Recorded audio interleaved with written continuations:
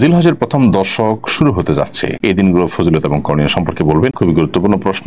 জিলহজের আজ 24 তারিখ, অর্থাৎ আর 5-6 দিন পরে জিলকদের আজকে 24 তারিখ এবং 4-5 দিন পরেই নতুন চাঁদ উঠবে এবং জিলহজ মাস শুরু হবে। জিলহজ মাসের প্রথম দশক হলো ইবাদতের দ্বিতীয় বৃহত্তর মৌসুম। ইবাদতের সবচেয়ে বড় মৌসুম বা সিজন হলো রমজান মাস। রমজানের পরে ইবাদতের সবচেয়ে বড় মৌসুমটা হলো জিলহজের প্রথম 10টি দিন। এই 10টি দিনে আমল করা আল্লাহর কাছে যে কোনো সময় আমলের চাইতে প্রিয়। নবী সাল্লাল্লাহু আলাইহি ওয়াসাল্লাম বলেছেন, সহিহ বুখারীতে বর্ণিত হয়েছে, মামিন আইয়ামিন আল আমালুস সালিহ ফিহিন্না আহাব্বু ইলাল্লাহ মিন হাযিহিল আইয়াম। জিলহজের প্রথম দশকে আমল ইবাদত করলে এটা আল্লাহর কাছে যতটা প্রিয় হয়, অন্য কোন সময় আমল ইবাদত করলে সেটা আল্লাহর কাছে এত প্রিয় হয় না। এই জন্য এই দিনগুলোতে বিশেষভাবে আমাদের আমলের প্রতি মনোযোগ দিতে হবে। স্পেশালি জিকির বেশি বেশি করার পরে কোরআন সূরা তওবাতে আল্লাহ নির্দেশ করেছেন, এবং সেই সাথে আইয়ামে তাশরিকের দিনগুলোতে তাকবীর তাশরিক স্পেশালি বেশি বেশি করে পাঠ করা, আল্লাহু আকবার, আল্লাহু আকবার, লা ইলাহা ইল্লাল্লাহ, আল্লাহু আকবার, আল্লাহু আকবার, লিল হামদ।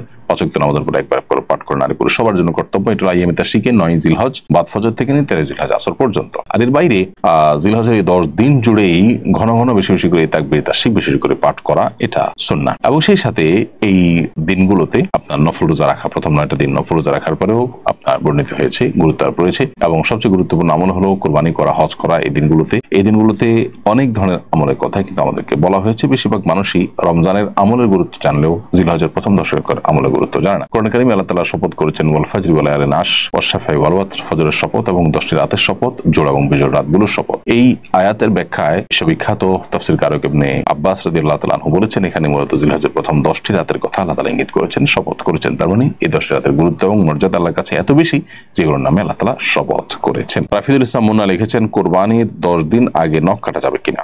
কোরবানির 10 দিন আগে তো নখ কাটতেই পারবেন। কোরবানির আপনার চাঁদ দেখা যাওয়ার আগে চুল, নখ ইত্যাদি কেটে কোরবানির পর্যন্ত সেটা আর না কেটে থাকা, এটাই হলো নির্দেশ না। অতএব 10 দিন আগে, তার মানে পয়লা জিলহজ শুরু হওয়ার আগে আমরা চুল, নখ ইত্যাদি কেটে শেষ করব, সেটা ঠিক আছে।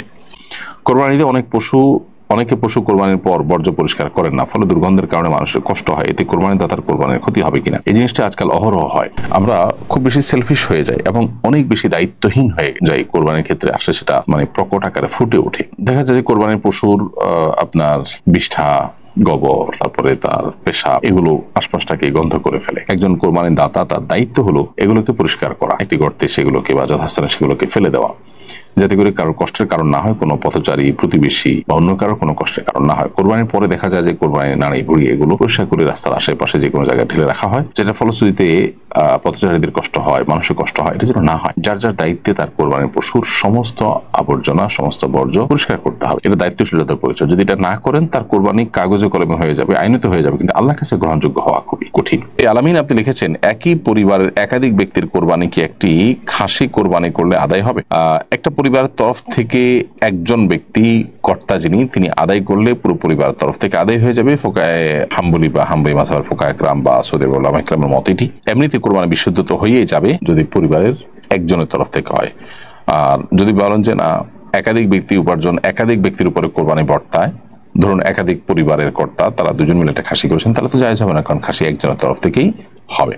শফিকুল ইসলাম আপনি লিখেছেন, আমার বাবা মা দুনিয়াতে নাই, আমরা 4 ভাই আলাদা থাকি, সবার টাকা দিয়ে এক নামে কোরবানি করা যাবে কিনা? ভাই শফিকুল ইসলাম, আপনার বাবা মার প্রতি রহম করুক, তারা দুনিয়াতে নাই, আমরা জানলাম। আর আপনারা 4 ভাই যারা আলাদা থাকেন, তারা সবাই টাকা দিয়ে একটা নামে কোরবানি করলে, সবাই টাকা দিয়ে একটা নামে কোরবানি করলে হবে না। যে কোনো একজন হবে যে সবার তরফ থেকে কোরবানি করবেন, এটা হতে পারে। অথবা সবাই টাকা দিয়ে এলেন একজনকে, যে তুমি বাবার তরফ থেকে করো, মার তরফ থেকে করো, এরকম করে মালিক বানিয়ে দিলেন একজনকে। টাকাটা সবাই দিলেন, কিন্তু মালিক বানিয়ে দিলেন একজনকে, তিনি সবার তরফ থেকে, বাবা আমার তরফ থেকে কোরবানি করলেন, সেটা হতে পারে। কারণ যে কোনো একটা শেয়ারের একজন মালিক থাকতে হবে, একাধিক ব্যক্তি একটা শেয়ারের মালিক হতে পারেন না। কাশ্মী আপনি লিখেছেন, আমার স্বামী এবং ভাসুর সৌদি আরব থাকেন, এখনো আমাদের সংসার আলাদা না, 2 ভাই মিলে বাড়ির খরচ দেয়। এখন 2 ভাই মিলে কোরবানির জন্য আমার শ্বশুরকে টাকা দিয়েছে, এক্ষেত্রে কি কোরবানি হবে?